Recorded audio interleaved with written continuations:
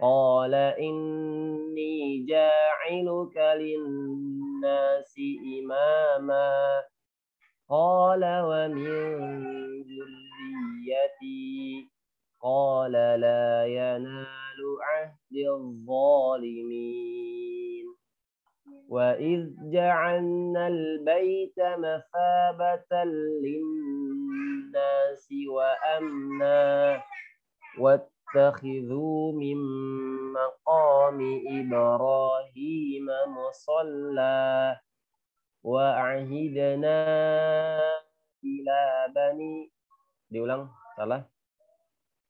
وأعهدنا إلى إبراهيم وإسماعيل أن طهرا بيتي للطائفين والعاكفين والركع السجود وإذ قال إبراهيم رب اجعل هذا بلدا آمنا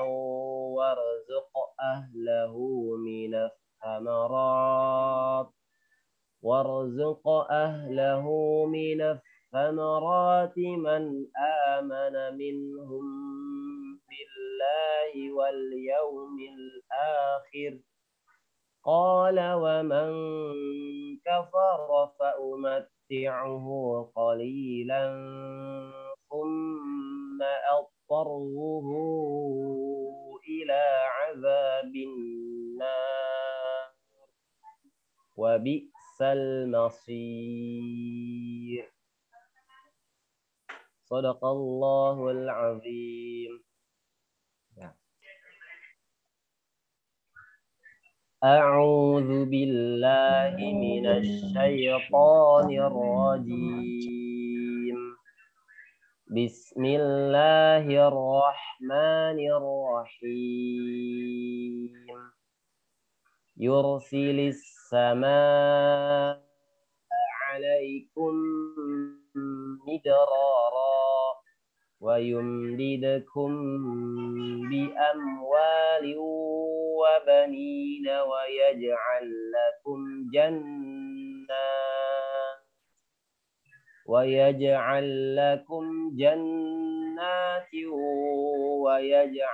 لكم أنهارا ما لكم لا ترجون لله وقارا وقد خلقكم أطوارا ألم تروا كيف خلق الله سبع سماوات طباقا وجعل القمر فيهن نورا وجعل الشمس سراجا والله أنبتكم من الأرض نباتا ثم يعيدكم فيها ويخرجكم إخراجا والله جعل لكم الأرض بساطا لتسلكوا منها سبلا فجاجا قال نوح رب إنهم عصوني واتبعوا من لم يزده ماله وولده إلا خسارا ومكروا مكرا كبارا. Sampai ayat 22 ya. Insyaallah kita lakinya. Jadi kalau ditanyakan Al-Qur'an ya, definisi Al-Qur'an insyaallah masih ingat semua ya.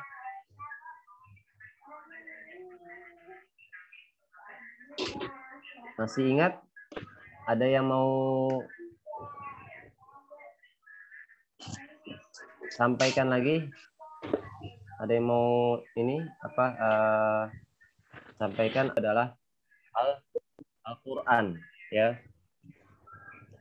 Nah, selain tiga nama ini yang masyhur, yang paling banyak dikenal oleh kaum muslimin ya terkait nama Al-Qur'an. Tapi di samping itu ada banyak sekali nama-nama Al-Qur'an.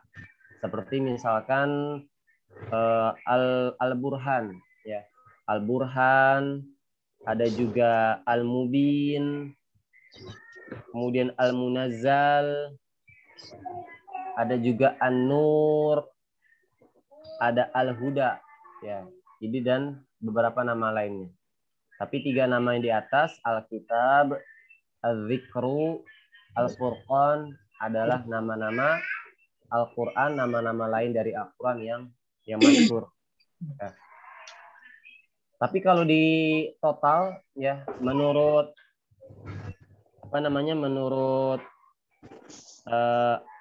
Abul Ma'ali ya, Abul Ma'ali Azizi bin Abdul Malik, sesungguhnya kata beliau Al-Quran itu ya Allah memberikan nama untuk Al-Quran itu sebanyak 55 nama. Ya, jadi banyak. Ada 55 nama yang itu artinya sama dengan Al-Quran. Ya. Baik, jadi nama Al-Quran ada berapa, Bu? 55. Ya, 55. Yang masyhur ada berapa? Ada 3. Ada 3. Ya, Al-Furqan artinya apa? Pembeda. Al-Zikru Peringatan. Kemudian Al-Kitab Kitab. Ya. Baik, itu nama-nama Al-Quran. Nah, sekarang kita masuk kepada nama-nama surat. Nama-nama surat yang ada di dalam Al-Quran. Ya. Jadi kalau ditanyakan, ketika Al-Quran itu diturunkan oleh Allah secara berangsur-angsur, ya tidak langsung semuanya, tidak utuh langsung semuanya, maka kalau kita tahu bahwasanya wahyu pertama yang turun kepada Nabi Muhammad SAW itu adalah surat apa? Iqra. Surat Al-Alaq. Surat Al-Alaq. Ayat berapa? 1-5. Ya, ayat 1-5. Dan setelah itu yang turun wahyunya adalah surat yang berbeda di ayat-ayat tertentu lagi. Ya, sampai dengan 23 tahun Nabi Muhammad SAW hidup, maka Al-Quran terus-menerus turun. Ya, selama 23 tahun Allah menurunkan Al-Quran secara berangsur-angsur. Bahkan satu surat pendek pun itu dibagi ke dalam beberapa waktu. Ya, tidak langsung semuanya. Surat Al-Baqarah misalkan, ya diturunkan beberapa kali. Surat Al-Alaq pun diturunkan beberapa kali. Nah, maka pertanyaan dari kita sekarang, yang mushaf yang kita pegang sekarang, yang kita miliki sekarang, itu urutannya dari surat Al-Fatihah, kemudian sampai dengan surat An-Nas, ya, yang menyusunnya, yang mengurutkannya, yang meletakkan ayat ini kepada surat ini, yang meletakkan surat ini setelah surat ini, itu adalah bukan atas kemauan Nabi Muhammad SAW sendiri, bukan atas inisiatif Nabi Muhammad, melainkan petunjuk dari Allah Subhanahu wa taala, Allah yang tentukan, Allah yang tetapkan, Allah yang ajarkan kepada Nabi Muhammad melalui malaikat Jibrilnya.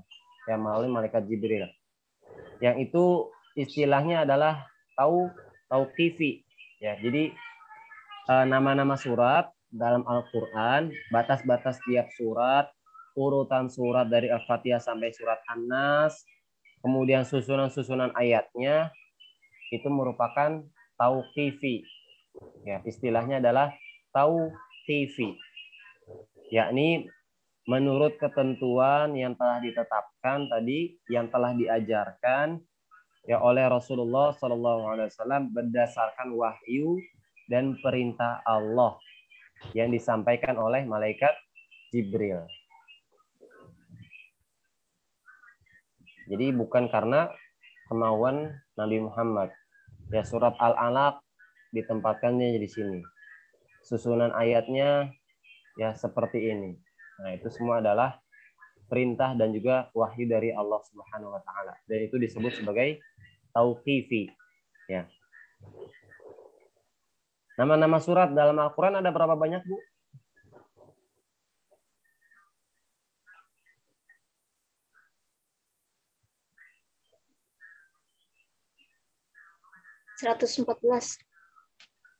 Ada berapa? 114. Ya, 114.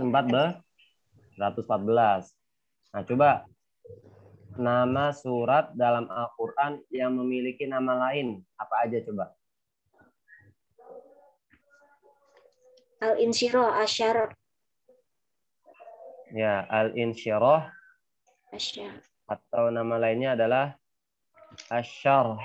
Ya, Asy-Syahr. Ya. Kemudian apa lagi? Ad-Dahr, insan. Apa? Dahr, insan. Ya, Al-Insan atau Ad-Dahr. Ya, karena Ad-Dahr itu artinya waktu juga ya. Tapi waktunya adalah waktu dari mulai seorang perempuan itu mengandung seorang bayi dari mulai janin sampai dengan lahir, itu maka disebut sebagai ad-dahr. Terus apa lagi?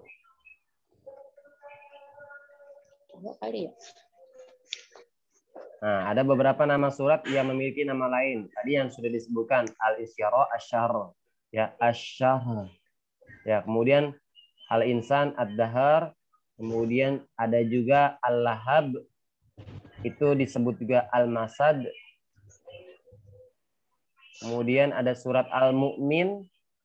Itu juga disebut sebagai surat Ghafir. Ya. Jadi Al-Ghafir itu Al-Mu'min. Al-Insyirah, Asy-Syarh. Kemudian Al-Lahab disebut juga Al-Masad. Al-Insan itu juga ada disebut sebagai Ad-Dahr. Ya. Kemudian ada surat-surat ya yang ditinjau dari segi panjang pendeknya. Panjang pendek jumlah ayatnya. Ya, jadi ada ayat-ayat yang pendek, ada ayat-ayat pertengahan, ada ayat-ayat panjang. Nah, ada ayat surat-surat yang memiliki ayat-ayat panjang itu disebut sebagai as-sab'u at-tiwal. Jadi as-sab'u at-tiwal, yaitu ayat-ayat ya yang memiliki surat-surat yang memiliki ayat-ayat panjang. Seperti misalkan surah Al-Baqarah. Jadi ada 7. As-sab'u at-tiwal itu artinya 7 surat yang ayatnya panjang. Itu ada Al-Baqarah, Ali Imran, An-Nisa, Al-Maidah, Al-An'am, Al-A'raf, dan surat Yunus. Coba kita ulang, Bu, apa aja surat yang memiliki ayat panjang ada 7. Yang pertama adalah Al-Baqarah, kemudian Ali Imran, terus An-Nisa, terus Al-Maidah, terus Al-An'am, terus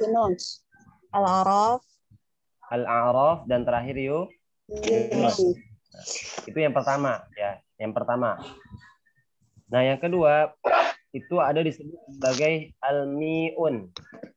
Ya, al-mi'un yaitu surat-surat yang jumlah ayatnya lebih dari 100. Jadi al-mi'un yaitu surat-surat yang memiliki jumlah ayatnya lebih dari 100.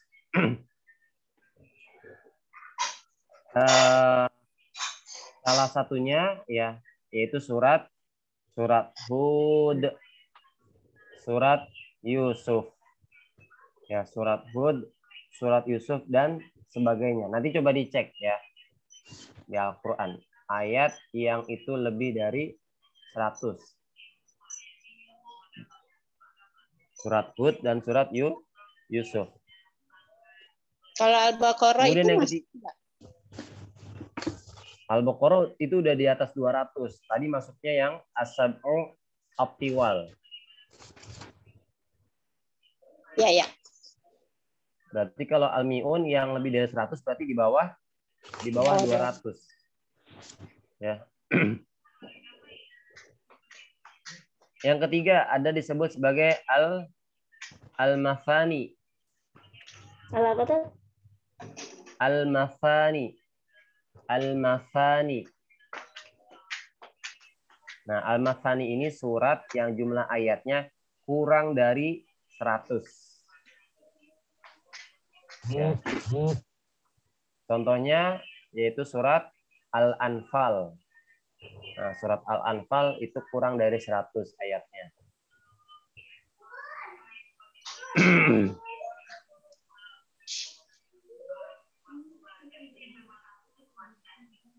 Yang terakhir ya ada juga disebut sebagai Al-Mufassal.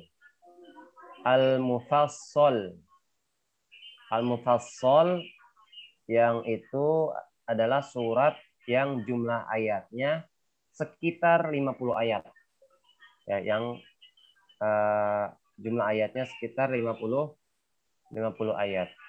Ya, jadi surat-surat pendek. Al-Mufassal itu adalah surat-surat pendek. Seperti surat Qaf, ya, kemudian surat Az-Zariyat, ya, dan surat-surat lainnya yang sekitar 50 ayat atau terdiri dari surat-surat pendek. Taib itu mengenai nama-nama surat dalam Al-Quran. Insya Allah bisa dipahami ya, Bu. Insya Allah. Ya, taib kita lanjutkan. Ada juga ini sekarang bahasannya yaitu pembagian Al-Quran. Nah, Al-Quran yang kita miliki saat ini sudah sangat mudah sekali ya untuk kita membagi-baginya.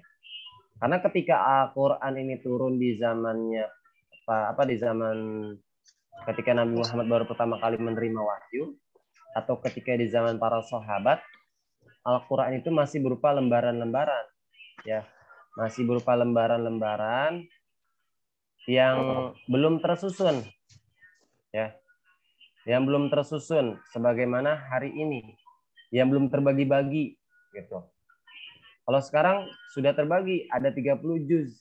Kalau dulu tidak dikenal istilah juz, juz itu tidak dikenal.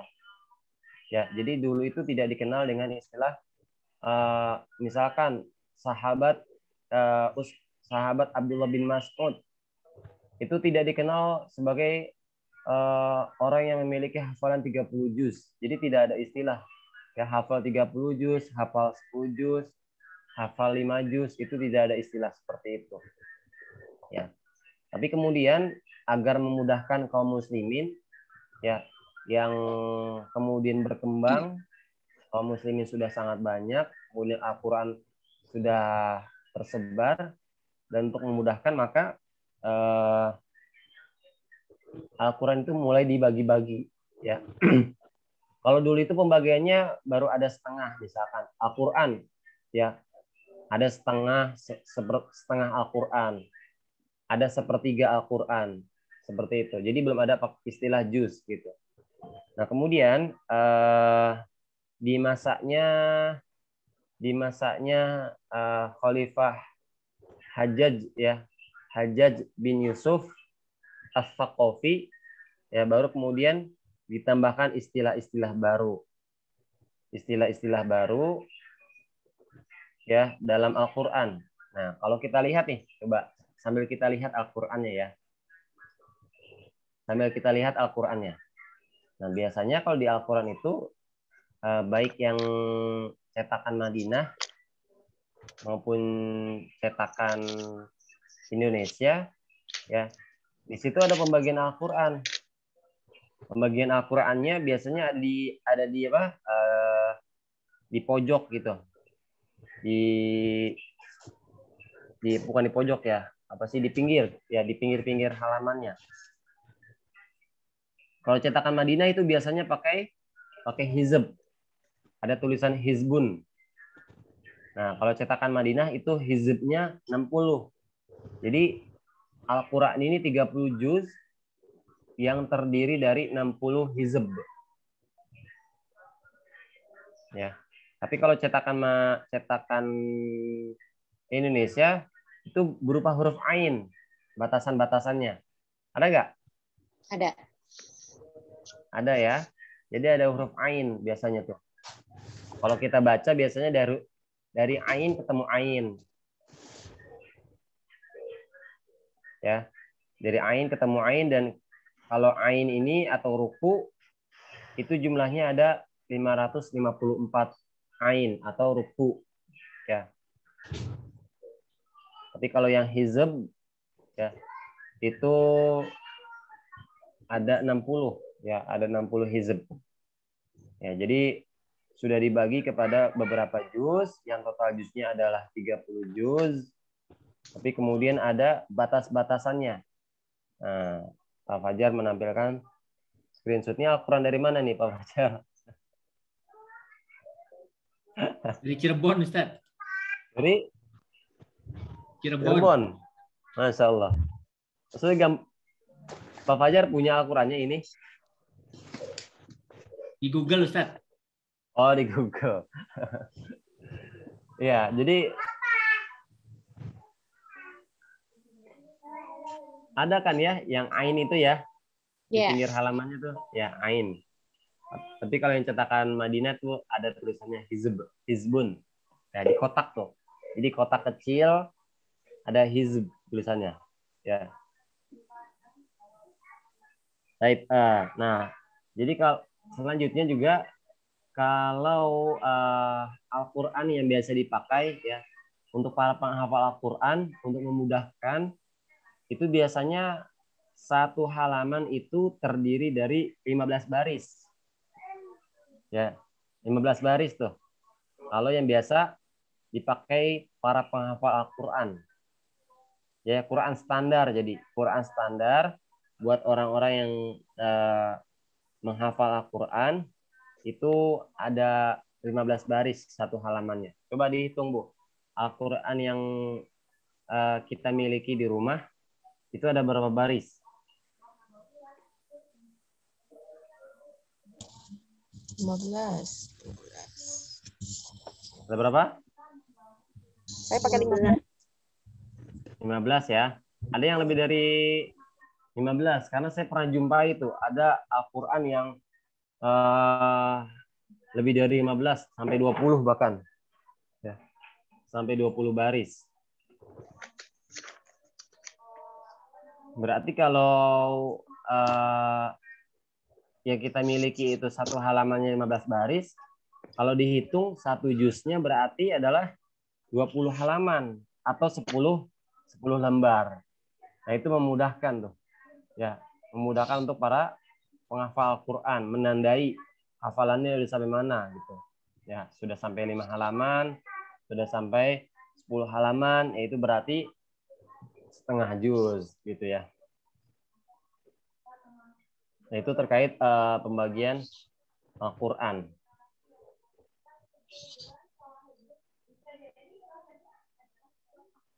Sampai sini bisa difahami, Ibu-Ibu? Tadi yang melakukan pembagian si namanya siapa, bin Yusuf? Hajjaj bin Yusuf. Hajjaj. Hajjaj. Ya. Ya. Oh, Pakai A aja. jim. Ha. Enggak. Ha. Ha. Oke. Ya. Hajjaj bin Yusuf As-Saqafi. Ini bisa dibilang seorang khalifah yang banyak ini ya, mengundang kontroversi ya. Di samping ada kezaliman yang dia lakukan, tapi juga karyanya, perhatiannya terhadap ilmu atau keilmuan keislaman itu sangat penuh gitu ya perhatiannya. Maka ini salah satu khalifah yang banyak kontroversinya. Dalam artian di satu sisi dia banyak melakukan kezaliman ya terhadap rakyatnya, terhadap ulama bahkan. Tapi di satu sisi perhatian beliau terhadap sebuah ilmu ya termasuk kepada Al-Qur'an itu sangat banyak ya. Maka para ulama itu berlepas diri gitu ya. Berlepas diri tidak tidak menuduh macam-macam terhadap Khalifah Hajjaj bin Yusuf ini ya. Baik, kita lanjutkan ya. Insya Allah yang tadi itu disampaikan sudah dipahami ya.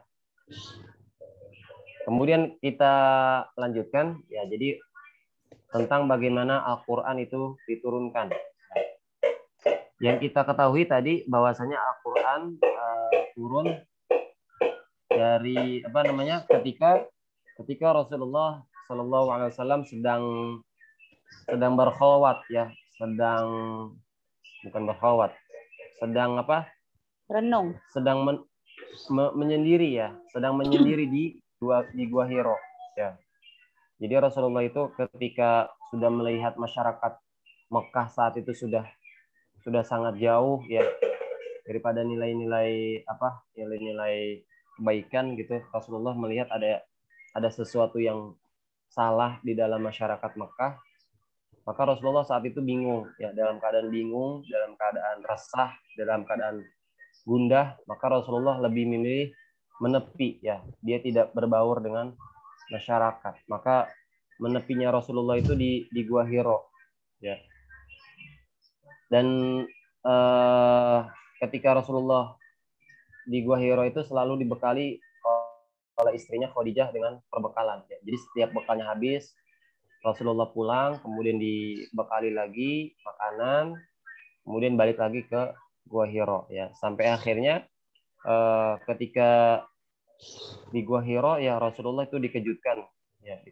Tapi sebelum sampai akhirnya wahyu itu turun kepada Rasulullah, ya Rasulullah sudah beberapa kali mengalami mimpi yang benar gitu.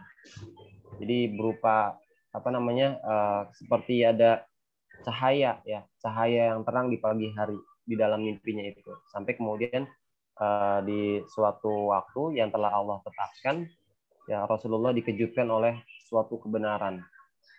Ya tiba-tiba terdengar suara ya yang Rasulullah diperintahkan untuk Iqra ya, membaca Iqra gitu ya, sampai 2 kali ya. Maka kita lihat di sini bagaimana Rasulullah itu kesulitan untuk membaca, karena perintahnya adalah Iqra, bacalah. Sedangkan Rasulullah adalah termasuk nabi yang ummi ya, nabi yang ummi artinya tidak bisa baca tulis. Dan ini bukan hanya dialami oleh Rasulullah saja, tapi kebanyakan para sahabat ya itu kebanyakan adalah mereka tidak bisa baca tulis ya. Mereka tidak bisa baca tulis. Maka terus ya Rasulullah diperintahkan untuk Iqra sampai akhirnya ya malaikat yang menurunkan wahyu ini memeluk Rasulullah, dan Rasulullah sampai kepayahan, kemudian diperintahkan lagi baca Iqra, sampai dipeluk lagi, kemudian suruh baca Iqra, sampai akhirnya Rasulullah kemudian malaikat Jibril ya yang pada akhirnya diketahui itu membacakan lengkap surat Al-Alaq 1 sampai 5. Iqra bismi rabbikal ladzi khalaq, khalaqal insana min 'alaq. Iqra wa rabbukal akram alladzi 'allama bil qalam 'allamal insana ma lam ya'lam. Ya, jadi setelah malaikat Jibril membacakan wahyu pertama ini yaitu surat Al-Alaq 1 sampai 5, maka saat itu juga Rasulullah telah dinyatakan sebagai utusan Allah. Ya, telah resmi ya diangkat oleh Allah sebagai sebagai nabi dan rasul. Itu terkait ayat pertama yang diturunkan. Maka ayat pertama yang diturunkan surat Al-Alaq, maka ada juga ayat terakhir, ya. Ayat terakhir sebelum Rasulullah Shallallahu Alaihi Wasallam wafat, itu ada ayat terakhir yang diturunkan. Nah, ini terjadi perbedaan, ya. Terjadi perbedaan. Yang kita ketahui selama ini ada berapa? Ada di surat apa, Bu? Ayat apa? Yang itu merupakan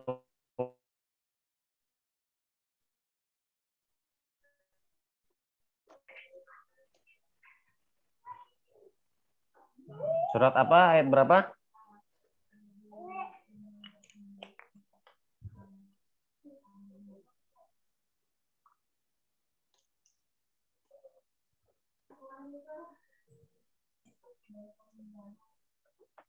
Ibu-ibu?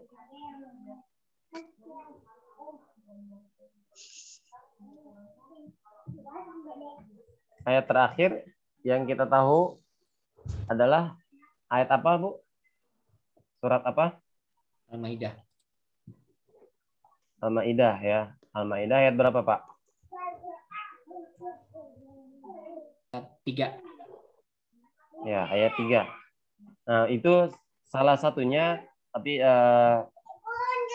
jadi ayat terakhir yang diturunkan itu menurut pendapat yang paling kuat, ya, menurut pendapat yang paling kuat, yang ini direwayatkan oleh Imam An-Nasai, ya, atau lainnya itu dari Ibnu Abbas, ya. Ibnu Abbas, sahabat Rasulullah, yang bagian dari, yang beliau mengatakan bagian dari Al-Quran yang terakhir diturunkan adalah surat Al-Baqarah, ya, surat Al-Baqarah ayat 281. Nah, ini pendapat, ya, salah satu riwayat yang paling kuat mengatakan ayat terakhir yang turunkan adalah surat Al-Baqarah ayat 281, ya, yang kurang lebih bunyinya wattaqu yawman turja'una fihi ila Allah tsumma tuwaffa kullu nafsin ma kasabat wa hum la yuzlamun. Nah, ketika ayat ini turun kepada Rasulullah Shallallahu Alaihi Wasallam, setelah itu, ya, Rasulullah masih menjalani kehidupannya, masih Allah berikan waktu untuk hidup di dunia itu kurang lebih selama 9 malam, ya, atau 9 hari, ya. Jadi ketika ayat ini terakhir turun, ya, Rasulullah masih hidup, ya, masa hidupnya itu kurang lebih 9 hari atau 9 malam sampai akhirnya Rasulullah Shallallahu Alaihi Wasallam wafat, gitu, ya. Jadi Jadi 9 wafat, hari sebelum wafatnya Rasulullah gitu ya, Kat, ya? ya, artinya ayat ini turun, kemudian 9 hari Ya. kemudian Rasulullah wafat. Ya, jadi wafatnya Rasulullah itu di hari Senin, ya, hari Senin tanggal 3 Rabiul Awal. Nah, adapun riwayat lainnya, ya, yang tadi disampaikan oleh Pak Fajar, ya, itu surat Al-Maidah ayat 3. Ya. Al-Maidah ayat 3 yang al-yaum akmaltu lakum dinakum wa atmamtu alaikum ni'mati wa raditu lakumul Islam madina.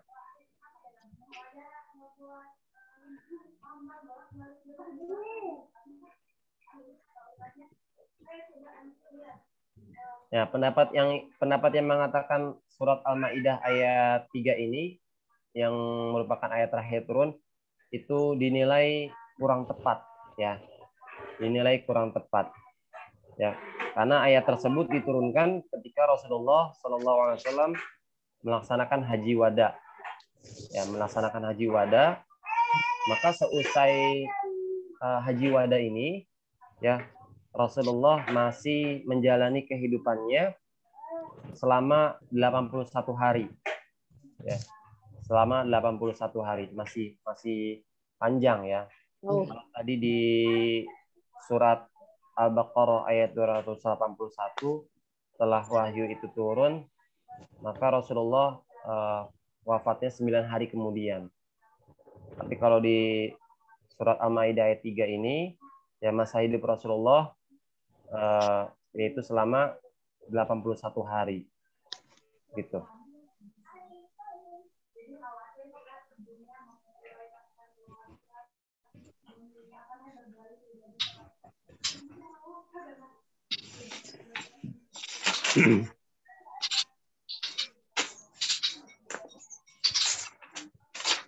Angsur-angsur.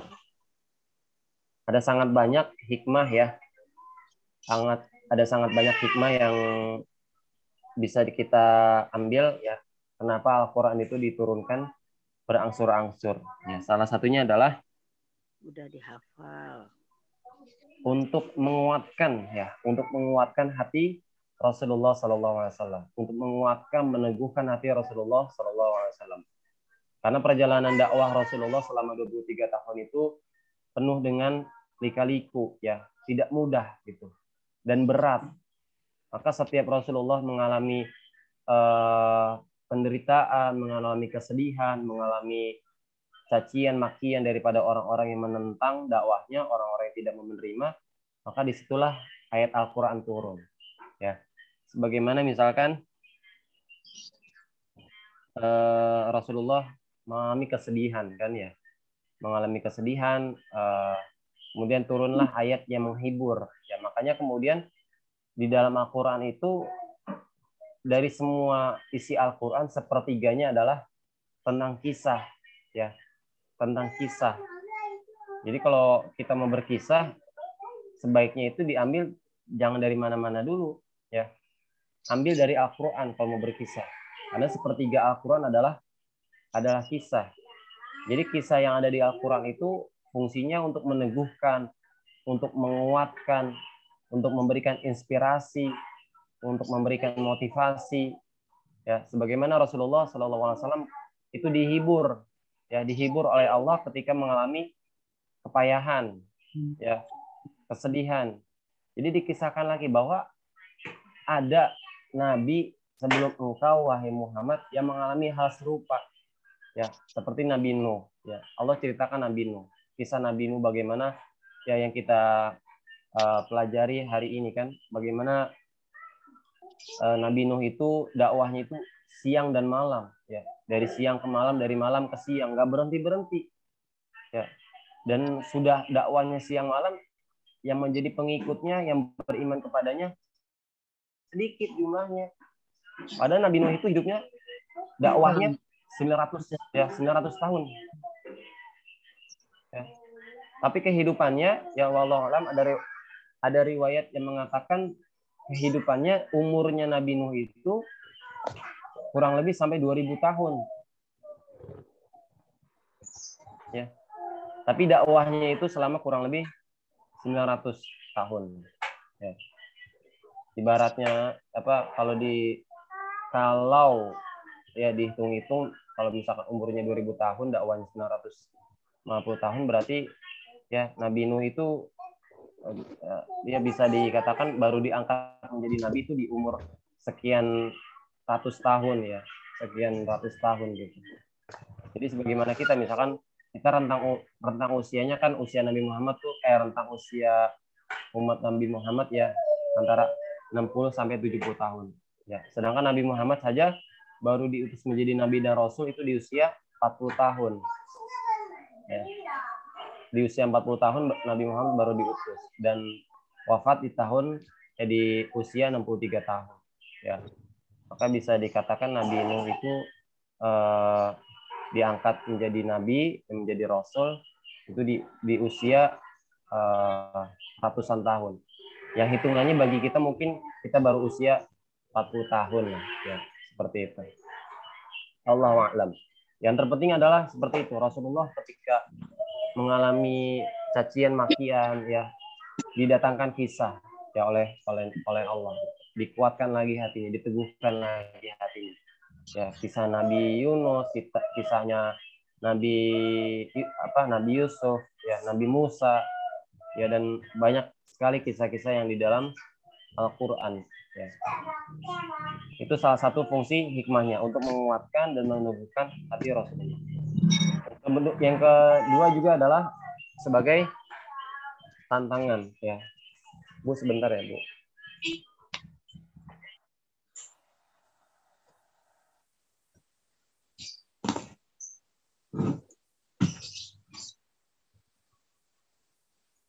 Jadi fungsi selanjutnya kenapa atau bukan fungsi ya, hikmah selanjutnya kenapa Al-Quran diturunkan secara berangsur-angsur itu sebagai tantangan dan mukjizat ya, tantangan dan mukjizat. Seringkali itu ketika dakwahnya Nabi Muhammad ya, para kaum kafir Quraisy, para musyrikin Quraisy itu terus menerus nih mendatangi Rasulullah, menghalang-halangi dakwahnya Rasulullah. Nah, seperti kaum musyrikin Quraisy yang mengutus utusan ya kepada Nabi Muhammad, menawarkan ya udah Nabi Muhammad ya, kamu ya, engkau silakan beribadah kepada Tuhan kami ya selama 1 tahun, dan kami pun akan menyembah Tuhan engkau selama 1 tahun. Itu kan terlihat adil ya, terlihat deal lah gitu ya. Ya, kesepakatan yang bagus gitu, tawaran yang bagus. Maka Rasulullah bingung di situ. Ya, maka turunlah ayat Al-Qur'an surah Al-Kafirun, yaitu meneguhkan ya tantangan gitu. Ya. Yang berarti jelas ya di dalam surah Al-Kafirun gitu. Ya, tidak ada seperti kesepakatan yang ditawarkan oleh kaum musyrikin Quraisy. Ya. Dan banyak hal lainnya yang kemudian itu sebagai mukjizat ya, berfungsi sebagai mukjizat. Kemudian juga ada hikmah lainnya sebagai memudahkan ya, memudahkan di dalam menghafal. Nah, ini ya salah satunya juga karena para sahabat yang tadi saya sampaikan di awal bahwa kebanyakan para sahabat tidak bisa membaca, tidak bisa menulis. Maka Al-Quran pertama kali turun, yaitu kemudian langsung hafalan bentuknya. Ya, bentuknya langsung hafalan. Jadi tidak ditulis dulu, dihafal dulu. Para sahabat menghafal, baru kemudian ditulis. Gitu. Jadi bukan ditulis dulu, tapi dihafal dulu. Dihafal, setelah itu kaum muslimin belajar tulis menulis, baru kemudian dituliskan di pelepah kurma, ya di batu, di tulang gitu ya. Jadi untuk menghafalnya beberapa ayat ya, tidak langsung semuanya. Maka kita pun begitu. Ketika kita akan menghafal ya berangsur-angsur. Nabi Muhammad menghafal Al-Qur'an itu ya, kalau Al-Qur'an diturunkan berangsur-angsurnya selama 23 tahun, berarti Al-Qur'an itu ya baru turun kepada Nabi Muhammad yaitu selesai di 23 tahun ya. Berarti Nabi Muhammad selesai menghafal yaitu ketika di usia 63 tahun. Berarti ada 23 tahun Rasulullah menghafal Al-Qur'an. Ya. Betul nggak, Bu? Iya. Iya. Ya. Dan Rasulullah mulai menghafal Al-Quran di usia 40 tahun. Ya. Baru menghafal Al-Quran di usia 40 tahun, selesai menghafalnya di usia 63 tahun. Berarti 23 tahun Rasulullah SAW menghafalnya. Nah, maka bagi kita ya, tidak ada alasan ya untuk kita tidak menghafal Al-Quran. Yang penting munculkan niat di dalam hati kita untuk menghafal seluruhnya. Jadi niatnya menghafal seluruhnya.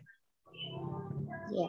Kapan kita selesai menghafal itu urusan Allah. Nanti Allah yang akan memberikan bimbingan dan petunjuknya. Allah yang akan memberikan kemudahan. Ya. Ternyata kemudian ketika kita sudah meniatkan untuk menghafal 30 juz dan kita baru hafal setengah juz dari Al-Quran, itu pun juz 30, kemudian Allah wafatkan kita, maka nanti di akhirat kita akan kaget. Ya, derajat kita ternyata sangat tinggi. Ya, dikarenakan kita sudah niat untuk menghafalkan 30 juz, walaupun ketika di dunia kita masih bisa menghafalnya setengah juz. Ya, maka jangan kita anggap sesuatu yang kecil ya terhadap niat. Gitu. Yang penting niat kita untuk menghafal itu ada. Ya, munculkan setiap harinya, kuatkan lagi niatnya untuk kita bisa menghafal 30 juz seluruhnya. Baik, ya hikmah selanjutnya adalah penerapan hukum yang bertahap. Nah, ini penerapan hukum ya. Jadi penerapan hukum yang bertahap. Ya, kita tahu bahwasannya masyarakat Arab dahulu ya, itu terhadap khamr ya, misalkan terhadap khamr, terhadap perzinahan itu sudah sangat maklum gitu ya. Sudah terbiasa mereka. Ya, masyarakat Arab jahiliyah sebelum diutusnya Rasul itu sudah terbiasa dengan khamr. Bahkan di rumahnya ya, di rumah setiap para sahabat ya dulu ya, sebelum mereka masuk Islam itu pasti mudah dijumpai khamr ya, sampai dirijen-dirijennya tuh penuh semua, banyak. Nah, maka Al-Quran itu diturunkan bertahap sebagai penerapan hukum yang bertahap juga. Ya. Jadi yang Allah turunkan kepada Nabi Muhammad adalah surat-surat pendek.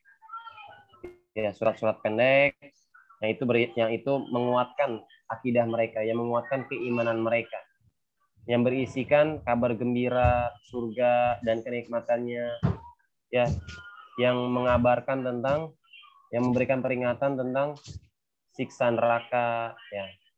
Setelah mereka kokoh baru ya mulai turun bertahap hukum-hukum syariat, pengharaman khamr.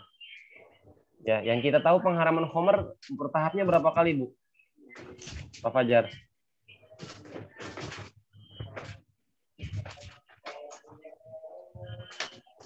Berapa kali? 3 kali ya.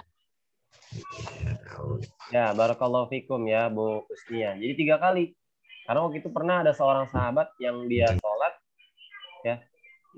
sholat, kemudian ya bacaannya kacau gitu. Ya, bacaannya kacau. Karena sebelum sholat itu dia habis minum khamr. Ya, sebelum sholat dia minum khamr dulu. Bayangkan coba. Ya, jadi sebelum sholat dia minum khamr dulu. Pas lagi sholat, ya dia nggak sadar apa yang dia ucapkan gitu, karena dia sedang mabuk gitu ya, habis minum khamr. Ya, setelah itu turun ayat. Ya, turun ayat. Jadi minum khamrnya itu boleh, tapi jangan dekat-dekat waktu sholat. Misalkan sholat isya, ya mau sholat maghrib nih, berarti minum khamrnya jangan menjelang azan maghrib. Ya, dari sore gitu misalkan. Ya, itu masih seperti itu, masih bertahap. Ya. Kemudian turun ayat berikutnya, dijelaskan dari sisi ilmiahnya bahwa khamr itu ya ada manfaatnya, tapi lebih banyak mudaratnya. Ya, masyarakat Arab saat itu mulai berpikir ya dengan kenyataan yang terjadi ya, bahwa iya benar ada manfaatnya khamr nih. Tapi di samping itu ada banyak mudaratnya, lebih banyak mudaratnya. Ya, maka mulai sedikit demi sedikit dikurangi. Ya, mulai sedikit dikurangi. Ya, sampai akhirnya keluar ayat yang terakhir, ya, yang itu mengharamkan khamr. Wan, nggak bisa keluar gambar Umi masa Wan, ya kayak foto dari belakang gitu fotonya, Wan. Jadi apa, keputusannya sudah final bahwa khamr adalah sesuatu yang haram dan harus ditinggal. Maka saat ayat mengenai pelarangan khamr turun, ya itu ya Madinah ya atau ya Madinah gitu, Mekah itu sampai dibanjiri oleh air khamr. Ya, karena saking banyaknya stok-stok yang ada di rumah-rumah mereka terkait khamr. Ya. Jadi kalau seandainya Al-Quran itu turun langsung kepada hukum, ya, sedangkan keimanan mereka belum kuat, akidah mereka belum teguh, ya, kemudian turun larangan homer, turun larangan zina, niscaya ya mereka bangsa Arab tidak akan pernah meninggalkan homer selama-lamanya. Ya, mereka tidak akan pernah meninggalkan zina selama-lamanya. Baik, ya. Itu hikmah selanjutnya. Hikmah berikutnya adalah bukti yang pasti bahwa Al-Quran adalah dari Allah Subhanahu wa Ta'ala. Ya. Bahwa Al-Quran ini adalah diturunkan oleh Allah, bukan oleh Nabi Muhammad. Ya. Yang ini semua orang kafir Quraisy bahkan ketika ya mereka tahu ya, jadi orang Arab itu terbiasa dengan syair-syair, ya. Mereka yang misalkan yang tidak punya kekayaan, ya, yang dari garis keturunannya ya nasabnya tidak mulia, ya, tidak dari kalangan terhormat, tapi dia pandai bersyair dan syairnya bagus, disukai banyak orang, ya, maka dia akan menjadi terpandang juga, ya. Karena bagi orang Arab dahulu, orang yang bersyair kemudian syairnya bagus itu dianggap orang cerdas, ya. Jadi orang cerdas itu orang yang pandai bersyair dengan baik. Maka ketika Al-Quran turun, bahkan ada ya sahabat yang dia saking pinternya bersyair, ketika mendengar Al-Quran ini tidak seperti syair-syair biasa gitu, yang biasa saya dengarkan. Ini memiliki susunan bahasa yang sangat indah, ya, ketinggian bahasanya sangat indah sekali gitu.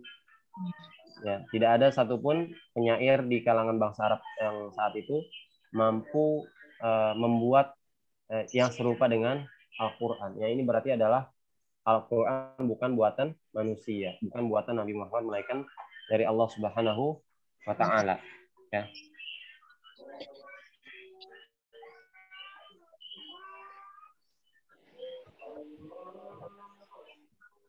Baik, ya.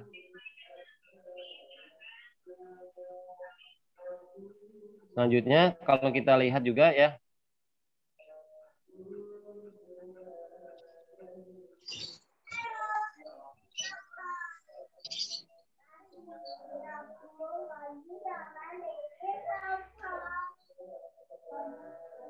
jadi Al-Quran itu diturunkan ya dari sekian dari seluruh Al-Quran yang diturunkan, yaitu Allah menurunkan Al-Quran 2 kali, ya. Allah menurunkan Al-Quran 2 kali. Ya, yang pertama adalah ketika Allah menurunkan Al-Quran dari langit, ya, dari Lauhul Mahfuz kepada Malaikat Jibril. Ya, langit dunia, Baitul Izzah. Itu seluruhnya tuh. Ya, dari Lauhul Mahfuz kepada langit dunia, Baitul Izzah, itu seluruhnya. Di seluruh Al-Quran, seluruh isi Al-Quran diturunkan di malam Lailatul Qadar. Nah, jadi inna anzalnahu fi Lailatul Qadar. Di situ Allah menurunkan Al-Quran seluruhnya. Ya, di malam Lailatul Qadar. Itu seluruhnya ke langit dunia, ke Baitul Izzah. Ya.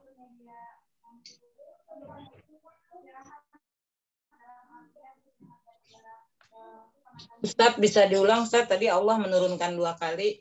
Ya, jadi Al-Quran itu ya, diturunkan 2 kali. Ya. Yang pertama, ya, diturunkan secara sekaligus. Jadi sekaligus nih. Ya, sekaligus. Pada malam Lailatul Qadar ke Baitul Izzah, ya, di langit dunia. Ya, jadi kan ya Allahu a'lam, ya. Jadi dari Lauhul Mahfuz kepada langit dunia, Baitul Izzah. Ya, ini dijelaskan dalam surah Al-Qadar ayat 1. Inna anzalnahu fi Lailatul Qadar. Sesungguhnya kami telah menurunkan Al-Qur'an pada malam kemuliaan. Ya. Kemudian dari Baitul Izzah ini ya, dari langit dunia diturunkan ke bumi, ya, yaitu kepada Rasulullah SAW baru secara berangsur-angsur. Secara berangsur-angsur tadi. Ya, selama 23 tahun. Sejak Rasulullah berusia 40 tahun hingga wafatnya usia 63 tahun. Ya, dan ini dalam surat dijelaskan dalam surat Al-Isra ayat 106. Ya, yang kurang lebih bunyinya wa Qur'anan faraqnahu litaqra'ahu 'alan nasi 'ala mukfin wa nazzalnahu tanzila. Dan Al-Qur'an itu telah kami turunkan dengan berangsur-angsur agar kamu membacakannya perlahan-lahan kepada manusia, dan kami menurunkannya bagian demi bagian. Ya. Jadi dari langit dunia kepada bumi. Yang pertama itu dari Bait Lauhul Mahfuz sampai dengan langit dunia atau Baitul Izzah, itu sekaligus ya satu Al-Qur'an. Kemudian dari langit dunia kepada Nabi Muhammad itu berangsur-angsur.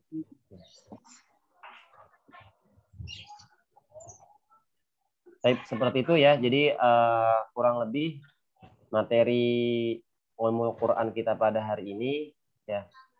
Yang mudah-mudahan ya kita dapat mengambil pelajaran ya, bahwa kalau pembahasan tentang Al-Quran itu Masya Allah ya. Kalau kita membahas Al-Quran bahkan di setiap masanya, di setiap zamannya, dari mulai zaman Nabi Muhammad, kemudian zaman para sahabat, kemudian zaman para tabi'in, para tabi'ut tabi'in, ulama-ulama setelahnya sampai dengan hari ini ya, tidak ada satupun ulama yang tidak membahas Al-Qur'an. Ya. Tidak ada ulama yang tidak membahas Al-Qur'an. Ya. Tapi di setiap masa itu ya, ketika Al-Qur'an dibahas pasti ada sesuatu yang baru. Ya, ada sesuatu yang belum digali. Ada satu pelajaran yang bisa diambil lagi. Jadi tidak habis-habisnya, bahkan satu ayat. Ya, di satu ayat coba kalau kita lihat ya, tafsir yang dibuat oleh para ulama itu berapa banyak? Foto dari belakang kan kagak kelihatan. Ya. Jadi banyak banget nggak? Belakang yang kelihatan. Ya. Jadi tafsir mengenai Al-Qur'an itu sangat banyak jumlahnya. Bukan 1-2, tapi ratusan. Ya, ratusan. Yang itu menandakan tidak pernah habis ya ilmu Al-Qur'an, seperti mata air ya. Masya Allah, mata air yang tidak akan pernah habis-habisnya ya, air itu diambil oleh seluruh banyak manusia sekalipun. Baik, dari sini, dari materi ilmu Quran ini, jikalau ada yang ditanyakan, silakan. Ya, Ustaz. Ya, mudah-mudahan ibu-ibu semua dalam keadaan sehat walafiat. Allah mudahkan urusannya, Allah lancarkan segala kegiatannya ya. Yang hari ini mungkin ada aktivitas ya, mohon maaf waktunya dipakai untuk ya kita sama-sama belajar ya. Semoga Allah ganti dengan yang lebih baik. Amin. Baik, untuk itu mari kita akhiri ya. Semoga Allah berikan istiqomahan ya untuk kita menuntut ilmu dan kita dapat mencapai derajatnya orang-orang bertakwa. Ya, amin ya rabbal alamin. Kita akhiri sama-sama dengan mengucapkan lafaz hamdalah.